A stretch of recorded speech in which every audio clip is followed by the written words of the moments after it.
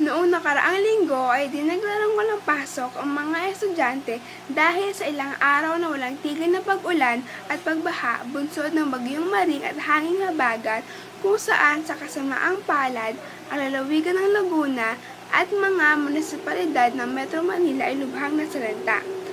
Sa kadahilanan ito ay dineklara ang mga ito sa ilalim ng state of calamity, kabilang na ang buong lalawigan ng Laguna at syudad ng Muntinlupa, Taguig, Pateros, Las Piñas, Parañaque, Malabon at Valenzuela. Kabilang din ang mga bayan ng Pampanga at Bulacan. Sa bayan ng San Pedro Laguna, umaga ng Agosto 19, taong kasalukuyan ay nagising ang mga mamamayan nito sa rumaragas ng agos ng tubig baha. Ito ay halos maghapon bago humupa. Sa mabilis na aksyon at pagtutulungan ng lokal na pamahalaan at mga tao ay naiwasan ang pagbuwis ng buhay.